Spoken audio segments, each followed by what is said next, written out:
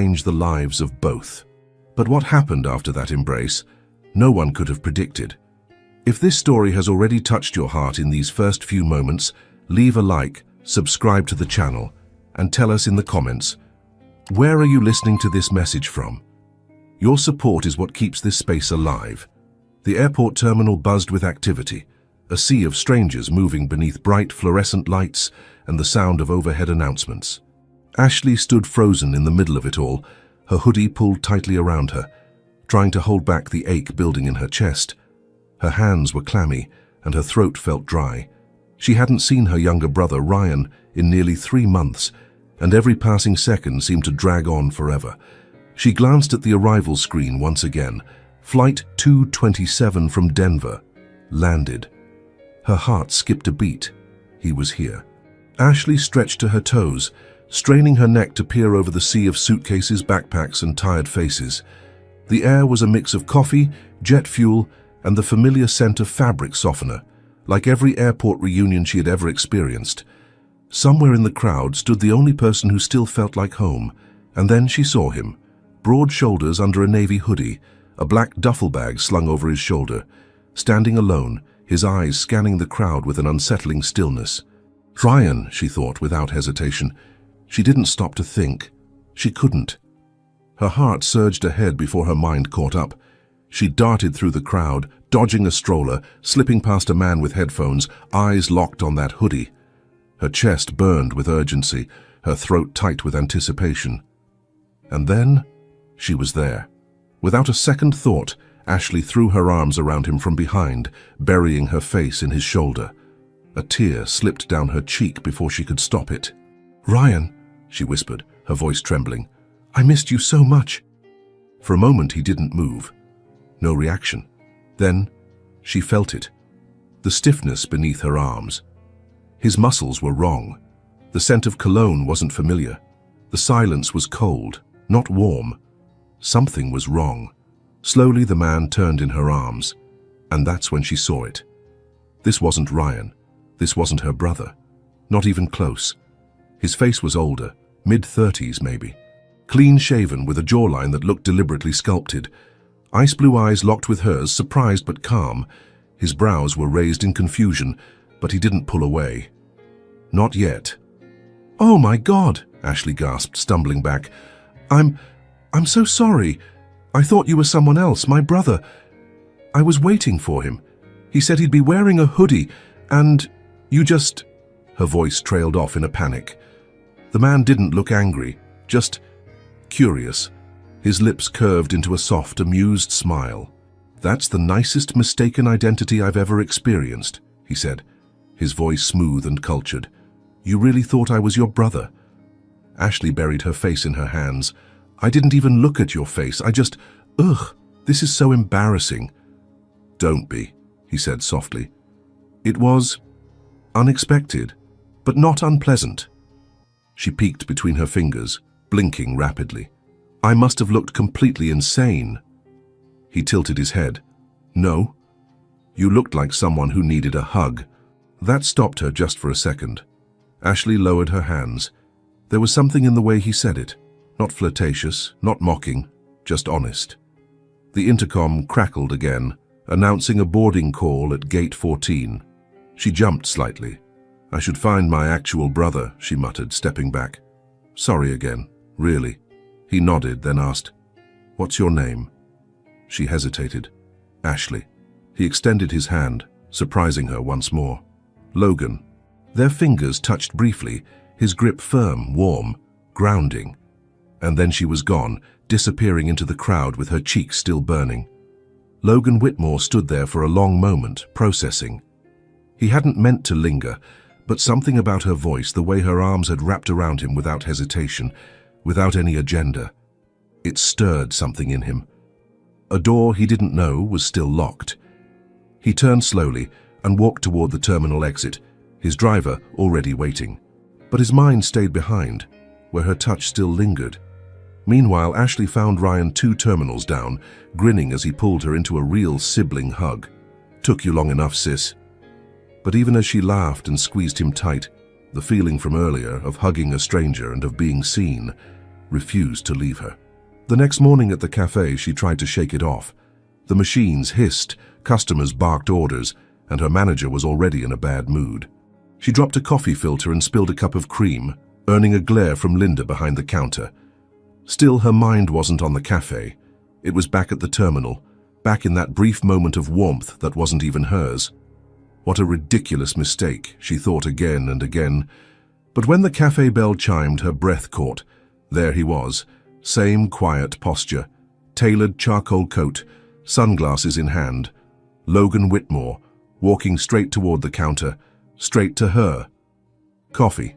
Black?" he said with a smile. "And if you're the one making it, even better." Ashley froze, blinked. Then she smiled back, small, unsure, but real. Something was beginning. She just didn't know what it was. Yet, Logan Whitmore was not the type of man to dwell on accidents. He didn't believe in fate, signs from the universe, or spontaneous encounters leading to anything beyond distraction. His world was one of forecasts, boardroom projections, and market trends. Everything in his life had a purpose and a price. But that morning, sitting in the back of his sleek black car, gliding through downtown Chicago, Logan found himself watching people through the tinted windows with an uncharacteristic detachment. Suits rushed by, vendors set up their stalls, pedestrians moved in well-practiced patterns. He saw them all, but his mind was somewhere else.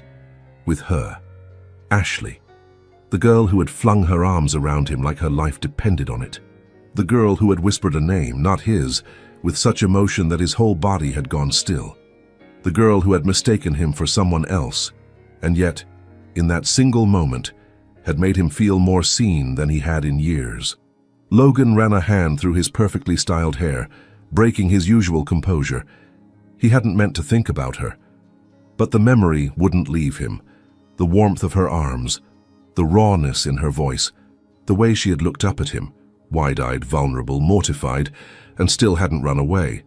There had been no recognition in her gaze, no flicker of, "Oh, you're that Logan Whitmore." She had seen a man, not a name on a magazine cover or a portfolio, and that in itself was rare. "Sir?" his driver asked from the front. "Heading to the Whitmore building?" Logan didn't respond right away. He stared ahead, his fingers drumming absently against the leather armrest. Then, almost absent-mindedly, he spoke. "Take me to the airport." The driver blinked. "O'Hare?" "Yes." "Terminal 2, the cafe by the escalators." "You have a meeting there?" Logan's gaze remained distant. "Something like that." Ashley wiped down the counter with robotic precision, the scent of espresso and disinfectant filling the air. Her eyes were tired, and her back ached from bending over too long. The early shift always hit harder on weekends. Her manager, Linda, barked something about keeping the pastry case full, but Ashley barely heard it. Her mind was still at the terminal, still wrapped around that moment, that stranger, that accident. She had hugged the wrong man, a total stranger. And he hadn't yelled, hadn't mocked her, hadn't even backed away. He had spoken to her like she mattered, like her mistake hadn't been an embarrassment, but something human. She couldn't stop thinking about his eyes, that glacier blue. The way his voice had wrapped around her name like silk. Logan. That was his name, just Logan. And that should have been the end of it. Except it wasn't. Because at 8:03 a.m., the bell over the cafe door chimed, and there he was. Ashley froze. He wasn't in a hoodie this time. He wore a dark coat, sleek and fitted, with a cashmere scarf casually draped around his neck. His steps were calm, intentional, but his eyes, they were already looking for her. And when they found her, it was like something clicked. "Good morning," he said, his voice warm and low. Ashley blinked. "You came back." "I did," Logan replied, almost amused by her disbelief. "I figured the least I could do was return the best hug I've ever received." She flushed instantly, her hand tightening around the towel she'd been using. "I'm still mortified about that." "Don't be," he said gently. "It was the most honest thing that's happened to me in years." There was a pause. A tension neither of them understood yet. Ashley swallowed hard, then gestured toward the counter. "Coffee?" "Black, please. And only if you're the one making it." She turned, reaching for the cup with fingers that trembled more than she wanted to admit. Behind her, Melissa was pretending not to stare from the back, eyes wide as saucers. Ashley handed him the coffee. On the house, Logan raised a brow. "You sure? I still owe you an apology." "You gave it already," he said. "I'm here for something else now." Her eyes met his. "And what's that?" He tilted his head slightly. "To see if you're real." Ashley didn't know how to respond. She wasn't used to this. Not the charm, not the softness, and certainly not the attention of a man who looked like he belonged in boardrooms and penthouses. "What do you do?" she asked, more to change the subject than out of curiosity. Logan smiled, sipping his coffee. "Let's just say I've made a habit of fixing broken things. And what about people?" "That," he said with a pause, "is harder, but not impossible." He returned the next day, and the next, always in the morning, always asking for her by name. Some days they talked about trivial things, the best donuts in town, the weather, the annoying woman who always asked for half-foam oat milk. Other times the conversations went deeper. Ashley told him about Ryan, how she'd raised him since he was 9, how they'd lost their parents in a car accident, how she'd shelved her own dreams to keep him in school. Logan listened, not just politely, but fully, as if her words carried weight. And he shared too. Not everything, but glimpses. He told her he hated the press, that money wasn't what people thought it was, that sometimes being at the top meant there was no one left to talk to. "I don't even know what your company does," she said once, half laughing. "Good," Logan replied. "That's refreshing." A week passed. One afternoon, as she wiped down his usual table after he'd left, Ashley noticed something tucked under his empty coffee cup. A note. "Some people meet in boardrooms, others by accident. I prefer the second kind. L." She stared at it, heart racing. She should have felt confused, maybe flattered, maybe cautious, but what she felt was dangerous. She felt seen, and that scared her more than anything. Ashley didn't mean to notice how different the cafe felt every time Logan walked in, but she couldn't help it. It wasn't just the curious glances from her co-workers or the sudden hush that would settle over the register line. It wasn't even the way her own heartbeat seemed to race. It was something harder to explain, like the atmosphere itself shifted just to make room for him. And despite his quiet demeanor, Logan somehow filled the space completely. He never came with an entourage, never spoke loudly, and never checked his phone mid-conversation. But there was something about Logan that made even the air feel sharper, more aware. And yet, he never acted like he was above any of it. He stood in line like everyone else. He greeted the janitor. He remembered Melissa's name and once asked her about her cat, when he overheard her complaining it was sick. He even offered to help a crying tourist find her gate when the staff was overwhelmed. To Ashley, that was the most disarming thing of all. She'd expected arrogance, distance, cold professionalism. Instead, she got human. It was disorienting. Every day, Logan sat at his usual table by the window, ordering the same black coffee, occasionally adding a blueberry muffin which he rarely touched. Ashley once caught him just staring at it for 10 minutes, as though it held some secret. When she asked why he kept ordering it, he shrugged and said, "Habit and hope." Hope for what? That one day I'll be hungry for something that isn't work. She hadn't known how to respond to that, so she just brought him a warm muffin, fresh out of the oven, and changed the subject. Ashley wasn't blind to the way her co-workers reacted to him. Some were curious, others skeptical. Linda, the manager, was clearly uncomfortable with how often Logan came in and how directly he spoke to Ashley. "You're not leading him on, are you?" Linda asked one afternoon while counting tips. Ashley blinked in surprise. "What? No, he's just friendly." "He's not just anything," Linda muttered. "Guys like that don't hang around girls like us unless they want something."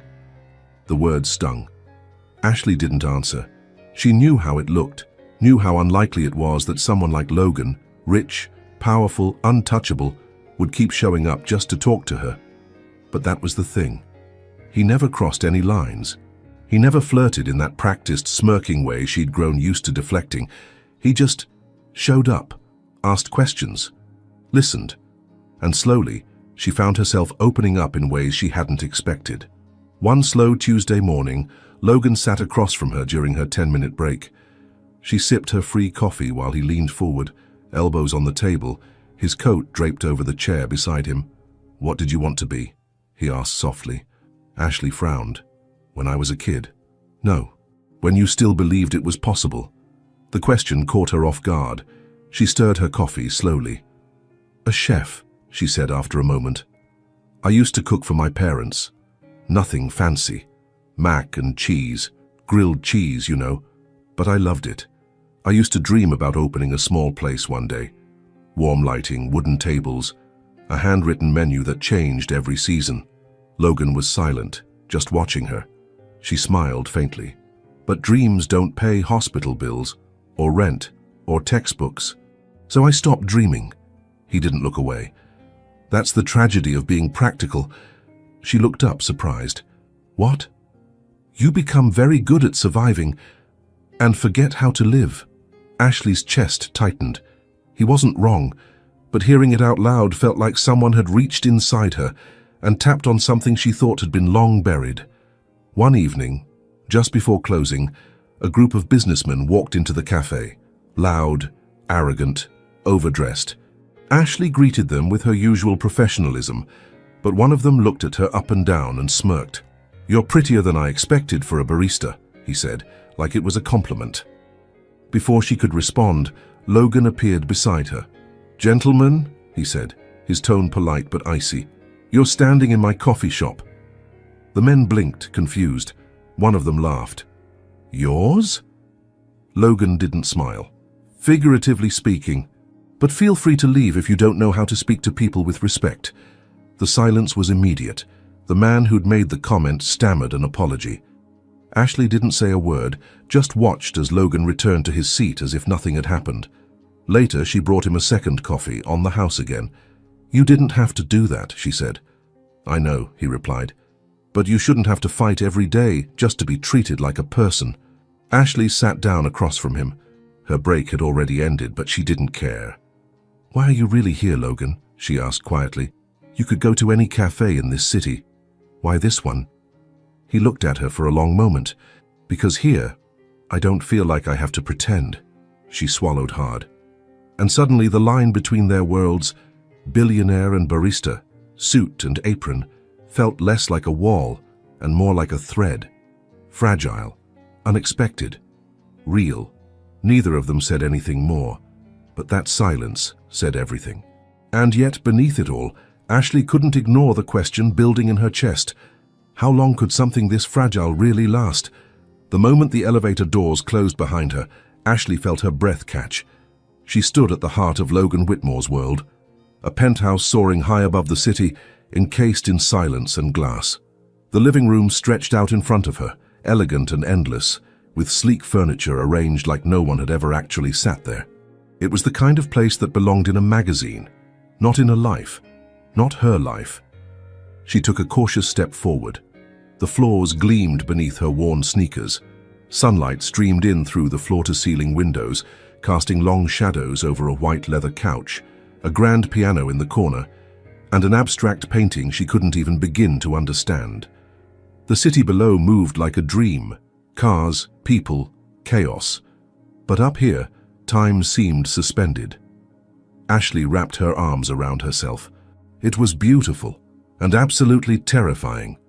Logan stepped into the room behind her, jacket off, sleeves rolled up. For the first time, he looked a little less like a billionaire and more like a man arriving home to something, or someone, he didn't quite understand. "I had the fridge stocked with what you might need," he said quietly, "but let me know if something's missing." Ashley nodded, still trying to absorb everything. The kitchen was pristine, stark, cold. The marble counters gleamed. Chrome fixtures sparkled. Every cabinet door closed with a soft sigh, as if even the drawers had been trained to behave. She opened the fridge. Imported cheeses, delicate herbs, truffle oil. She exhaled softly. "This kitchen looks like it's never been used." "That's because it hasn't," Logan said from behind her. Ashley turned. "Ever?" He shrugged. "I eat out, or someone brings it in. I've never had much use for it." She shook her head. That's criminal. Logan smiled faintly. Well, that's why you're here. The first morning was quiet. Ashley woke early, made breakfast, soft scrambled eggs with chives, toast with homemade cinnamon butter, and strong black coffee. She plated it carefully, trying to make it look like it belonged in a space this clean, this intentional. But the kitchen still felt like someone else's stage. When Logan walked in, barefoot, hair damp from the shower, Ashley caught herself staring. He looked softer somehow, less polished. He sat at the island, sipped the coffee, and took a bite, then another. He didn't speak, just ate. And Ashley watched, nervous, until he finally looked up and said, "No chef has ever made eggs this perfect." She blinked. "Are you serious?" "Dead serious." He kept eating, silent again. But Ashley could see the change, the tension in his shoulders easing, his jaw unclenching slightly. It wasn't just about the food, it was about the presence. By the second day, she'd found her rhythm. She played soft music as she prepped, let her hair down and hummed to herself while chopping vegetables. Logan, in turn, began spending more time in the kitchen, not asking questions, just sitting nearby, flipping through a newspaper or making notes in a leather-bound journal. Once he even offered to peel carrots. He was terrible at it. Ashley teased him until he laughed, a real laugh that echoed across the polished floors like something rare and long forgotten. "You're not used to being bad at things, are you?" she asked, grinning. "Not particularly." "Well, good. You need the humility." Logan raised an eyebrow. "Is this part of the culinary experience?" She smirked. "It is now." The apartment slowly began to shift. Not in structure, but in feeling. Ashley started leaving little things behind. A sweater on the chair, a sticky note on the fridge with the next day's menu, a half-finished cup of tea near the window. The space absorbed her presence quietly, like the morning light absorbed the skyline. She hadn't meant to leave those traces, but part of her needed to, because part of her still didn't believe it was real. She wasn't just cooking anymore. She was building something, a routine, a connection, a strange unspoken dance between two people from different worlds, learning the same language without words. On the fourth night, Logan invited her to eat with him. They sat at the massive dining table, too large for two but made intimate by candlelight and the soft clinking of forks. He'd opened a bottle of wine she couldn't pronounce. They talked about nothing and everything, favorite childhood movies, her first attempt at making risotto, the time his father made him recite investor reports at age 12. It was both surreal and painfully human. After dessert, Ashley began gathering the plates, but Logan reached across the table, stopping her. "Let it sit," he said gently. "Stay." She hesitated, and then she did. They sat in silence for a moment, the city lights flickering beneath them. "I used to think I had everything," Logan said finally. "Until I realized I didn't even know what having something felt like." Ashley looked at him, her heart aching. "You can't buy what matters," she said. He nodded. And in that stillness, that suspended second where nothing moved, something shifted. Something inside both of them cracked open just enough to let something else in. That night, in the guest room, Ashley lay in the plush bed, staring at the ceiling. Everything was too soft, too silent, too clean. She missed the hum of her old fridge, the sound of Ryan's laughter echoing from the hallway, the creak of the floorboards outside her door, and yet she didn't feel like leaving. Not yet. She reached for the framed photo of her and Ryan beside the lamp, held it close, whispered, "This is for you," then closed her eyes. But sleep didn't come easily, because in the quiet, she could still hear Logan's voice, low and honest. "I didn't know what having something felt like." And now, neither did she. By the fifth morning, Ashley no longer needed to ask where anything was. She moved through the penthouse kitchen as if she belonged there, barefoot and wrapped in one of Logan's oversized linen robes after spilling juice on her sweater. The robe still smelled faintly of him, clean, musky and warm, and for some reason she hadn't taken it off since. She hummed while whisking eggs, the scent of basil and sautéed mushrooms filling the air. The windows were open, letting in a breeze that stirred the curtains and played with the hem of her robe. It should have felt like someone else's life, this sky-high kitchen, this peace, but something inside her was softening to it. And then she heard his voice. "Are you singing, Elvis?" Ashley turned, caught mid-hum. "Maybe." Logan, still in his t-shirt and pajama pants, leaned against the doorframe, watching her. "My mother used to play that exact song when she was making breakfast." Ashley raised an eyebrow. "Should I stop?" He shook his head. "No. It's nice." He moved toward the counter and sat at his usual stool, elbows resting on the island, eyes following her like they often did now, curious, quiet, open. They had settled into an unspoken rhythm, her cooking, him watching, sharing long conversations over simple meals. But something had shifted in recent days. The silences between them had grown more meaningful, not heavy, just full. Like two people who didn't need to explain everything anymore, because the understanding had already begun. She placed the plate in front of him. "You always stare like that," she said, gently teasing. "I don't mean to," he replied. "Then why do you?" Logan looked down at his plate, thoughtful. "Because I'm trying to memorize what this feels like, in case it disappears." Ashley didn't answer. There were things between them now that neither dared say, things growing in the quiet. She poured coffee into his cup and sat across from him. "Do you ever get lonely?" she asked, almost afraid of the answer. He looked at her. No mask, no filters. All the time. Ashley nodded slowly. "Me too." For a long moment they just sat like that, hands close but not touching, steam rising between them. Later that day, Logan asked if she wanted to see the rest of the penthouse. She agreed, unsure why her stomach fluttered. He led her down a wide hallway, so quiet it amplified every footstep. There were rooms she hadn't dared explore, a library with dark wood shelves, a home office she imagined he barely used, a media room with a massive screen that looked untouched. Then he paused at a door she hadn't noticed before. He hesitated. "This one's not finished," he said. She tilted her head. "What is it?" "My mother's studio," he murmured. "It used to be hers, before I remodeled." He opened the door. The room was empty except for a single easel in the center, draped in a white sheet. Dust coated the corners, and the air smelled like forgotten things. "She was an artist," Logan said. "Not professionally, just when she still had dreams." Ashley moved quietly, her fingers brushing the fabric covering the easel. "Do you ever paint?" He gave a dry laugh. "No. I finance buildings.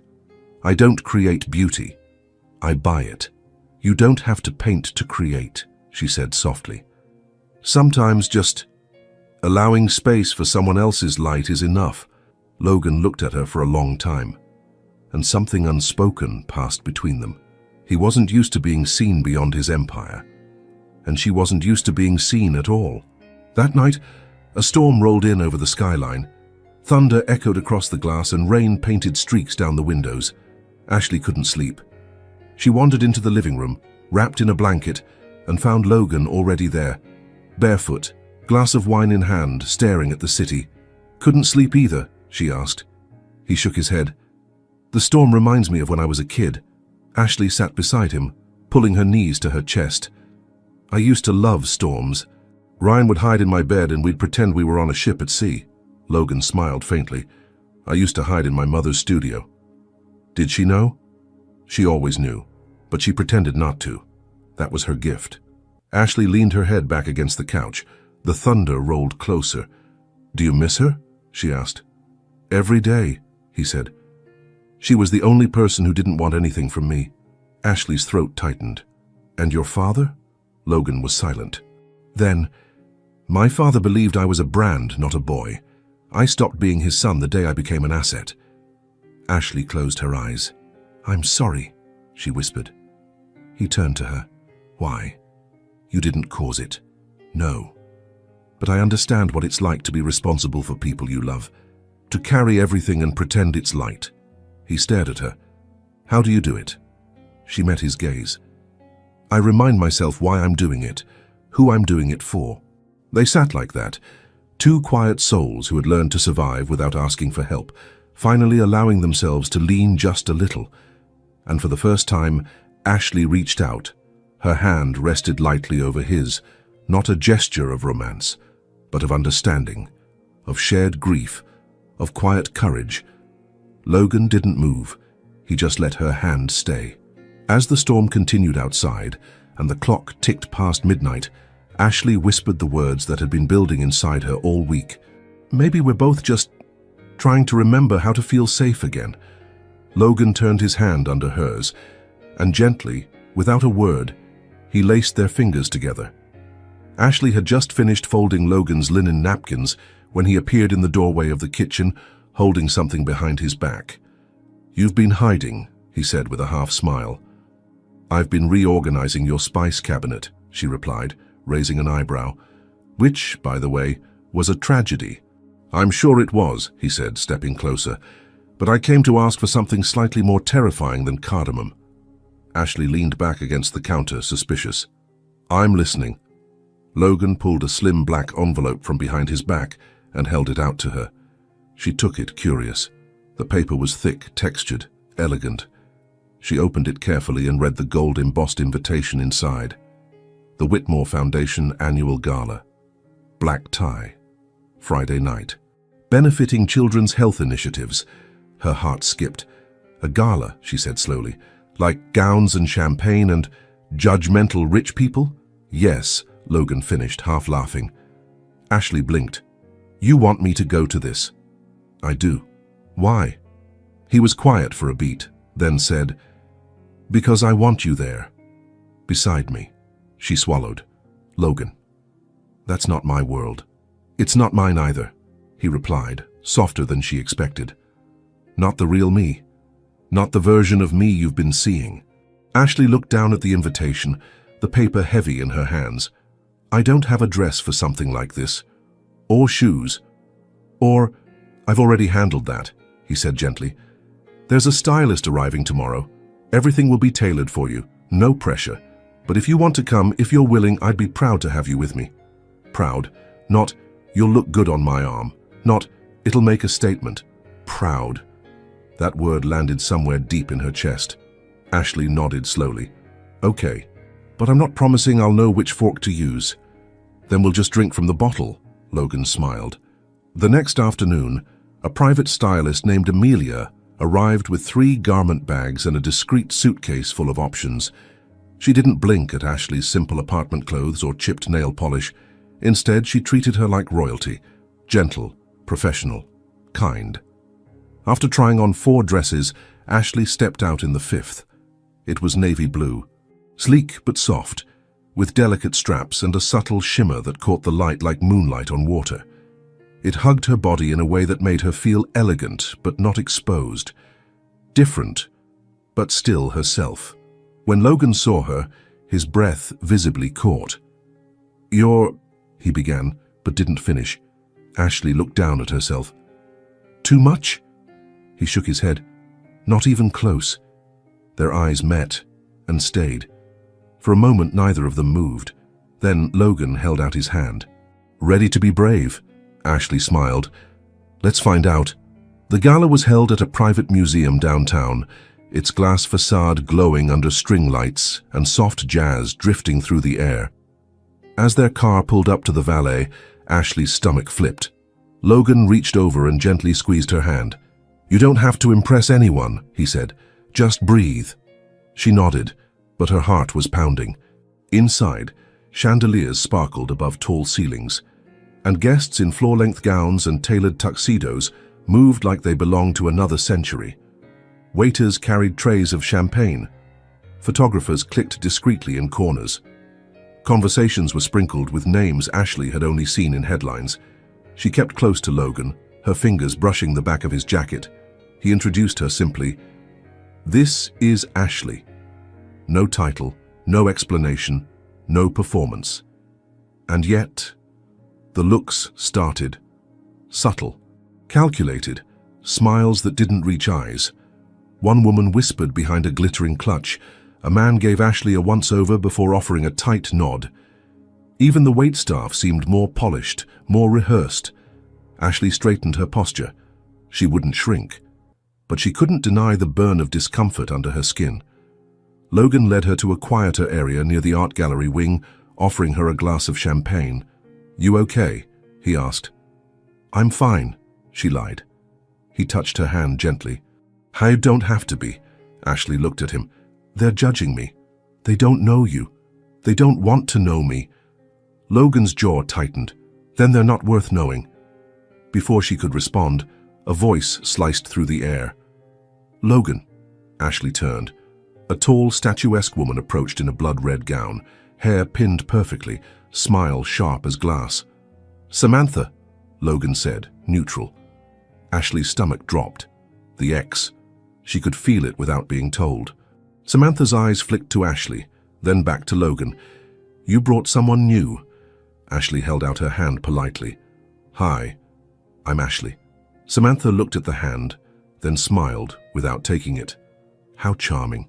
The tension in the air shifted like a storm front. Logan stepped slightly closer to Ashley, his voice calm but protective. "Ashley is important to me." Samantha's eyes glittered. "Of course.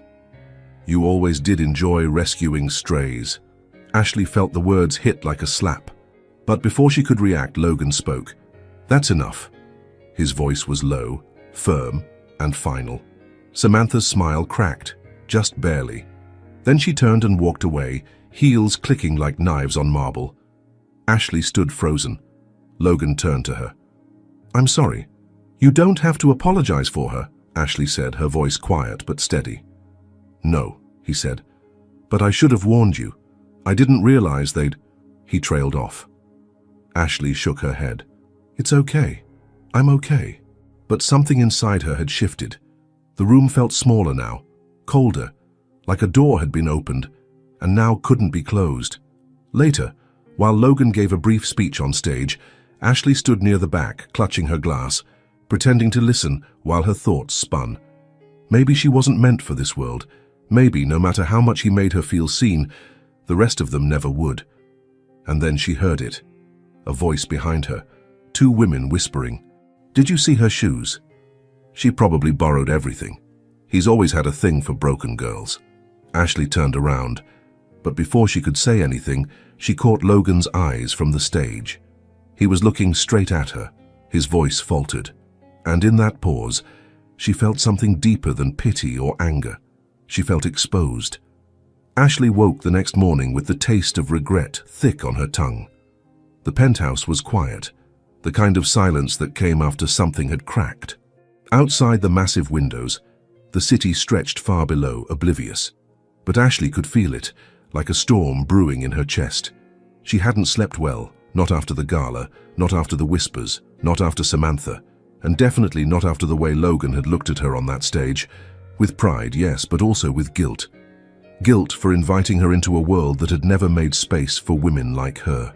When she reached the kitchen, there was already coffee brewing. Logan stood by the counter, sleeves rolled, jaw tense. He turned when he heard her enter. "You're up early," he said. "I couldn't sleep," she answered. There was a pause, a wait between them. Then he slid a tablet across the counter toward her. Ashley looked down and froze. Her own face stared back at her from the screen, blurry, caught mid-blink at the gala, standing beside Logan in her navy dress. But it was the headline that made her stomach turn. "From coffee to champagne. Who is Logan Whitmore's new flame?" She scrolled. There were more. "Waitress turned Cinderella attends billionaire gala.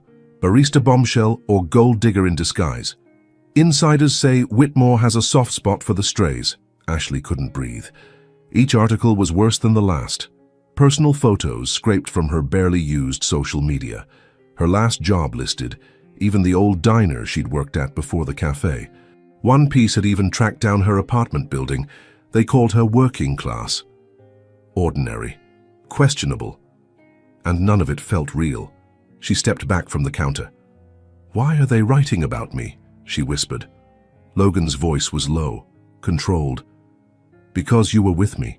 Because they need something to chew on." She turned toward him, her eyes wide, chest tight. "You knew this might happen. I thought I could protect you." Ashley stared at him, pain blooming behind her ribs. You should have told me. I didn't think—" He cut himself off. "I underestimated them. I underestimated us." She was shaking now, not from fear, but from fury, a deep, quiet fury that felt like betrayal. "They called me a gold digger, Logan." "They don't know you," he said quickly. "Anyone who matters, but they're not wrong," she snapped, voice rising. "To them, I'm just the girl who makes your coffee and somehow ended up in your penthouse. They see a poor girl getting favors, and they assume—" She couldn't finish the sentence. Logan moved toward her. "Ashley." She stepped back. "I can't do this." His face shifted, just a flicker, but she saw it. "You're not alone in this," he said. "Let me handle it." "You are the storm, Logan," she whispered. "You can't protect me from it when it's coming from you." Silence. Thick. Unbearable. She looked around at the apartment. The elegance. The comfort. The lies it made her believe. "I wanted to believe this could work," she said, her voice breaking. "That maybe people from different worlds could meet somewhere in the middle. But the middle doesn't exist, Logan. Not when the world won't let it." He reached for her hand. She pulled away. "I need space," she said, "before I disappear completely in you." He didn't argue, didn't plead, just stood there, still. She left the kitchen, walked to the guest room in silence, packed her things, what little she'd brought, and didn't look back when she closed the door behind her. The cab ride home was quiet.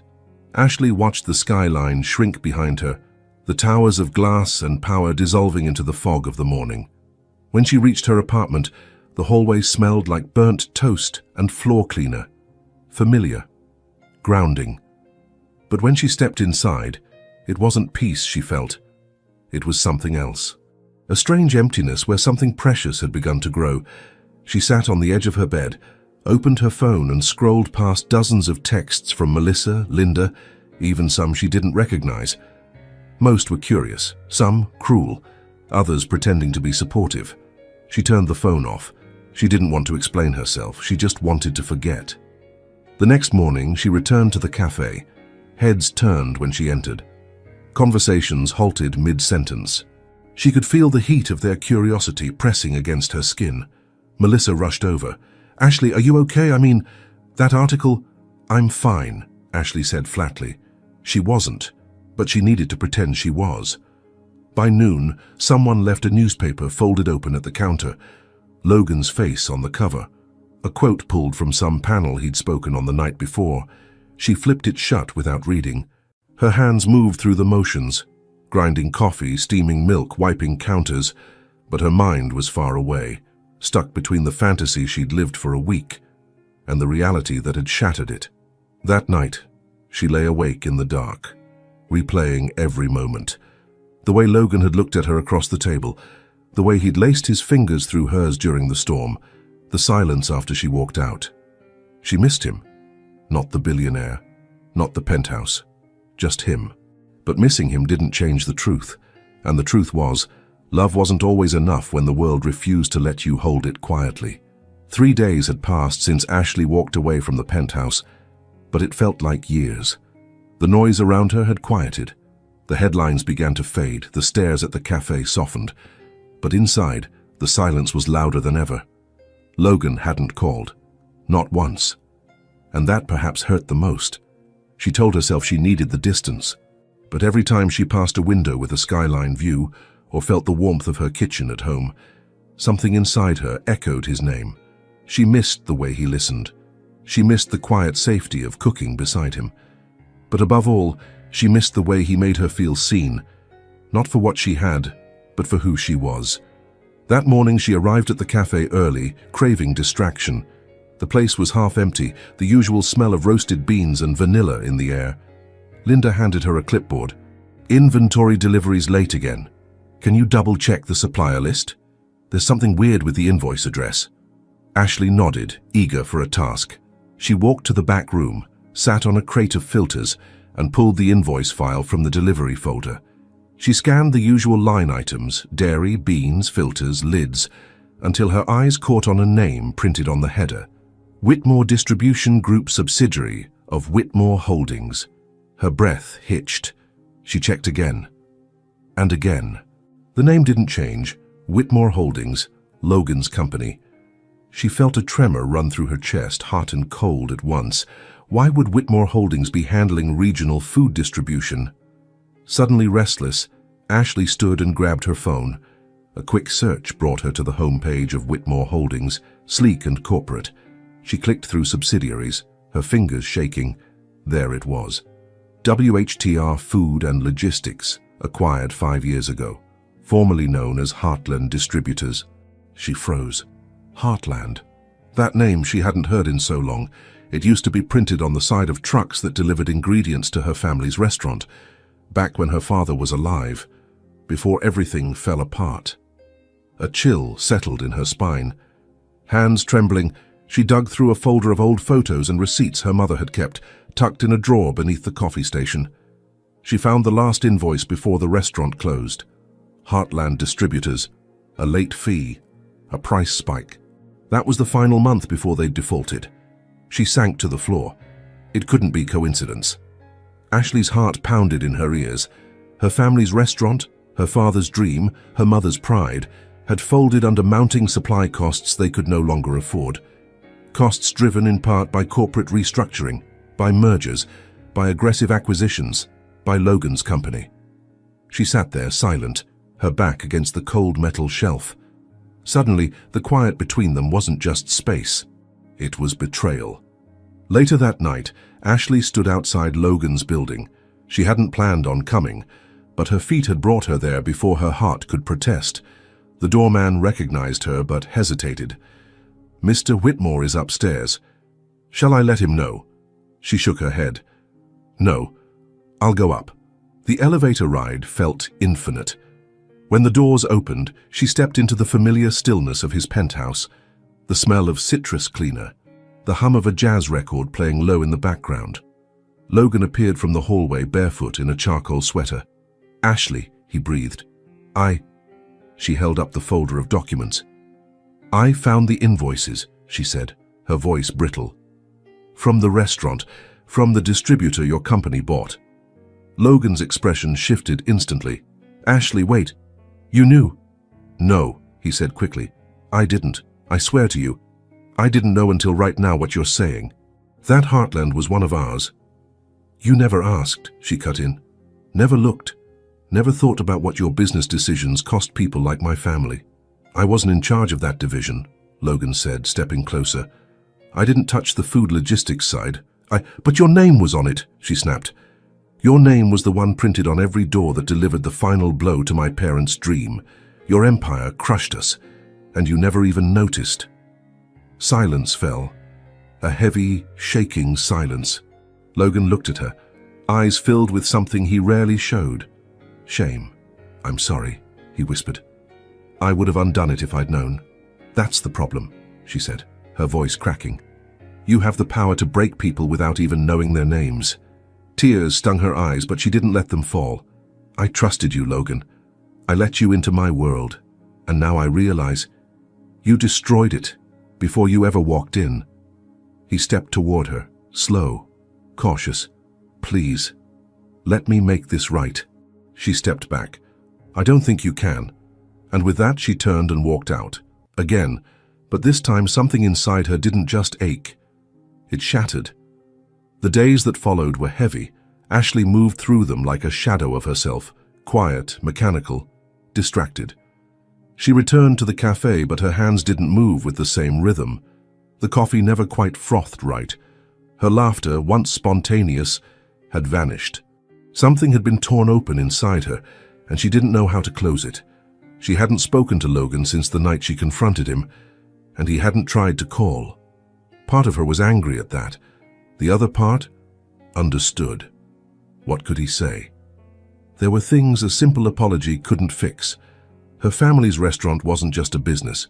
It was memory, smell, touch. Her childhood, her parents' late-night whispers over recipes, the laughter of a full dining room. Gone. And knowing the man she had grown to trust, maybe even love, had unknowingly helped destroy it. That grief was different. It was deeper. Ashley spent most of her free time at home, avoiding the world. The couch became her new refuge, the silence less intimidating than it used to be. She flipped through old photos one evening, her mother kneading dough with flour on her nose, Her father carving roast beside the front window of their restaurant, Ryan sitting on the counter with chocolate all over his face. Her chest tightened. The photo had a date stamped in the corner, 2 weeks before everything fell apart, and all she could think was, what if we had made it through that one storm? Her phone buzzed. She glanced at it. An unknown number. You have a delivery at the cafe. Please come when you can. That was all. She hesitated, then grabbed her coat. When she arrived, the cafe was nearly closed. Linda looked up, surprised. Hey, someone left this for you. Wouldn't say who they were, just said you'd know. Ashley spotted it on the counter, a large envelope. No name, just one word handwritten across the front. Ashley. Her fingers trembled as she opened it. Inside was a deed, official, stamped, signed, and attached to it, an old photo, her family's restaurant. The windows boarded up, faded sign still barely visible, but something new was scrawled across the bottom corner. Reopening soon. Ashley stared, heart pounding. She turned the deed over. Her name was printed clearly on the ownership line, not Logan's, not Whitmore Holdings, hers. And beneath it, in soft black ink, was a handwritten note. You once said the restaurant was your family's heart. I don't want to own your heart. I just want to give it back. Logan Ashley sat down, hard. The world around her blurred. Her breath came in shallow waves, and for a moment, all she could do was press the paper to her chest like it might disappear. She hadn't asked for this. She hadn't even imagined this. But he'd done it. Not as a plea, not as a bribe, just as an act of redemption. Later that night, Ashley walked to the old restaurant. It was just as she remembered. The front windows dusty, the bricks worn. But something in the air was different. The lock had been changed. Inside, she could see the outlines of new fixtures, new lights, a fresh coat of paint waiting to dry. The space wasn't finished yet, but it had life again. She stepped closer to the window, placed her hand against the glass, and closed her eyes. For the first time in years, she imagined laughter inside those walls again, smells of garlic and rosemary, the sound of Ryan setting the tables, her mother humming by the stove, her father tapping his wedding ring against the counter, a habit he never dropped. Tears rolled down her cheeks, but they weren't just grief this time. They were gratitude, because Logan hadn't just bought a building. He'd returned something stolen, something that mattered more than money or pride. He'd seen what needed healing, and stepped back, so she could own it. That same night, she found her fingers dialing his number. She didn't think, she just needed to. It rang once, twice, and then his voice. Not a voicemail. Him. Ashley, he said softly. She didn't speak at first. Her throat thickened. I saw what you did, she whispered. Silence. Then his voice, low and uncertain. Too much? No, she said. It's exactly what I didn't know I needed. A pause, a breath. Thank you. Logan was quiet on the other end. Then, you don't owe me anything. I know, she said. That's why it matters. Another pause. Then gently, can I see you?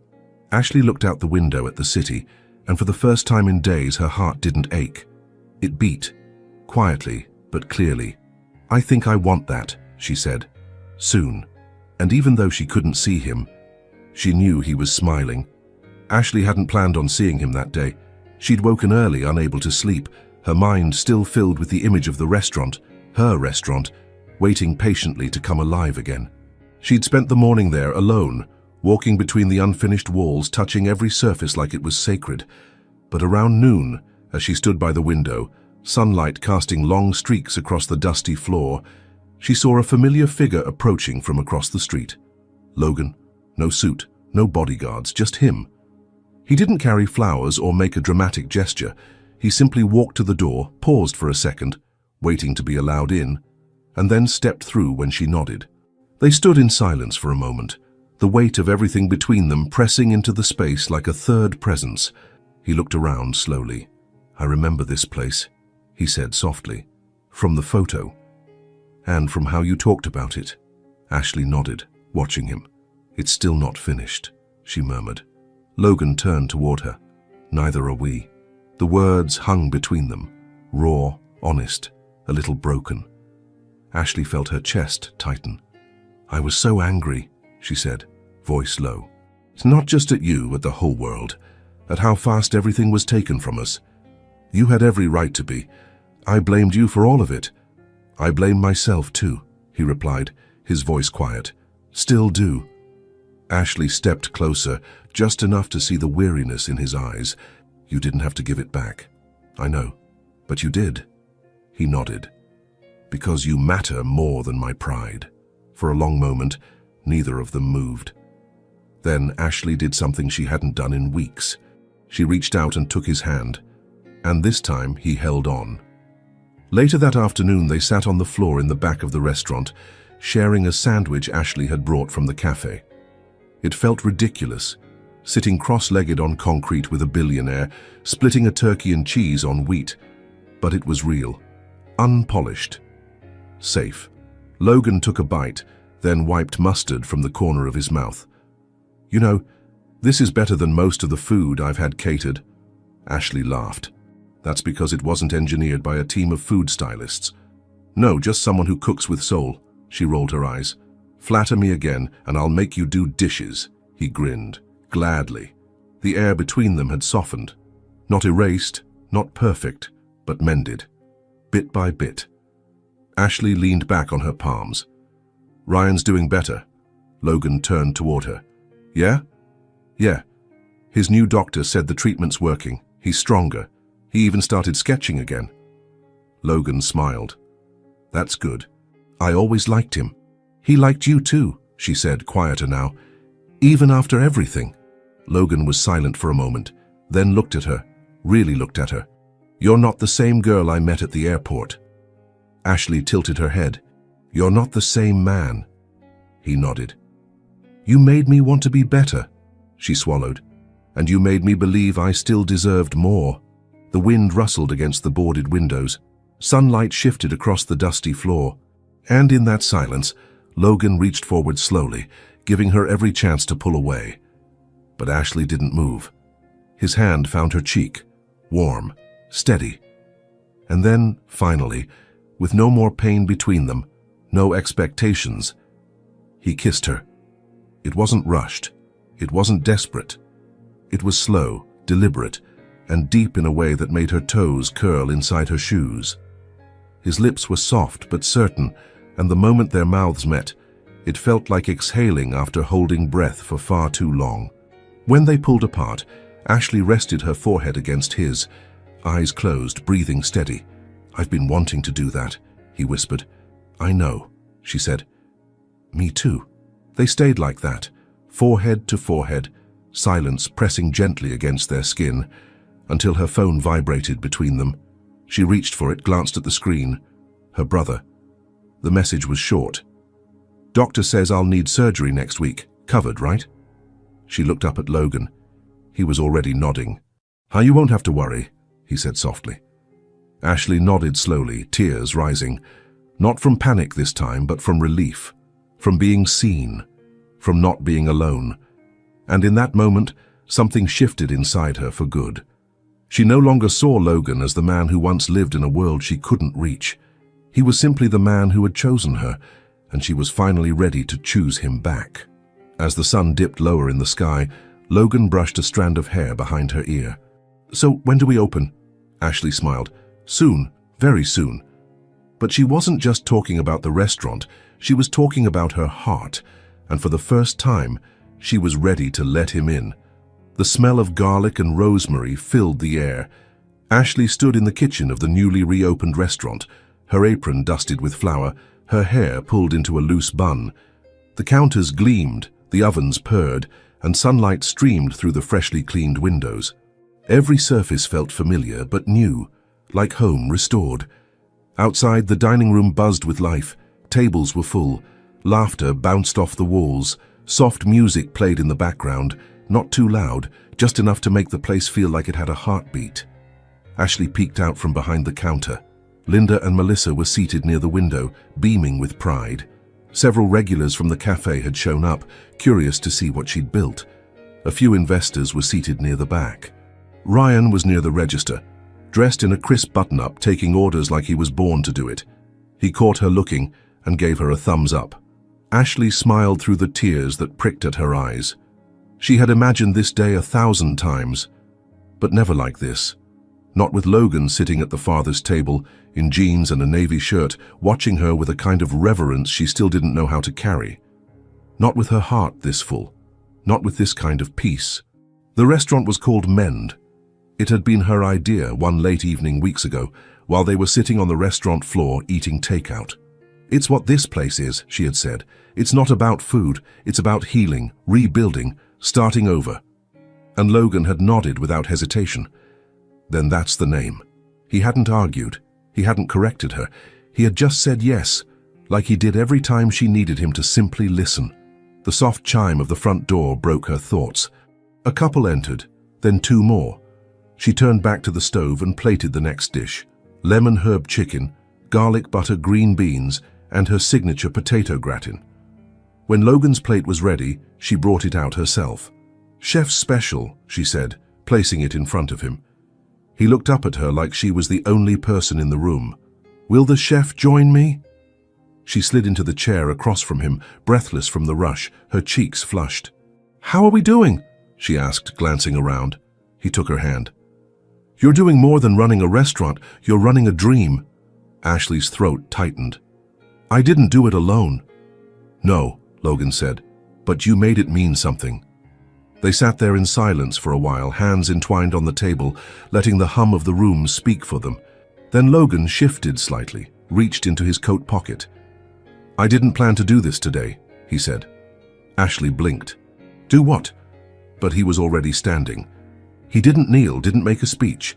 He simply placed a small velvet box on the table and opened it. Inside was a ring, delicate, elegant, a single stone set in a silver band. Nothing flashy, just real.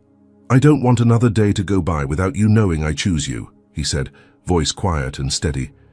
"Not because you fit into my world, or I fit into yours, but because together we created something neither of us had before."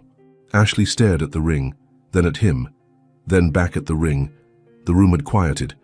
Ryan stood still behind the counter, watching, his eyes wide. Ashley stood slowly, her hands trembling. "You're serious?" she whispered. "I've never been more." Tears slid silently down her cheeks. She didn't need to think, didn't need to ask what tomorrow would look like. She just knew this was the man who had stood beside her while she rebuilt everything, and asked for nothing but her presence in return. She stepped closer and whispered, "Yes." Logan's shoulders dropped like he'd been holding his breath for weeks. He slipped the ring on her finger. No applause, no spotlight, just quiet joy. And then he kissed her, a kiss full of memory, of second chances, of love that wasn't loud, but true. That night, when the last guest had left and the lights were dimmed, Ashley stood in the middle of the dining room, barefoot on the warm wood floors, holding Logan's hand in one and Ryan's in the other. The world outside still spun, still judged, still shouted. But inside this space they had found something sacred, something healed, something that could finally begin again. She didn't become a millionaire, and she didn't need to stop being who she was. All Ashley did was open her arms, first by mistake, then by love, and allow someone to truly see her. And Logan, with all the money in the world, discovered that his greatest treasure wasn't what he owned, but who was willing to stand by his side when the world closed all its doors. Because sometimes a simple hug can be the beginning of everything the heart never had the courage to ask for. If this story touched you, leave a like, subscribe to the channel, and tell us, where are you listening to this message from? Your support is what allows us to keep bringing stories like this.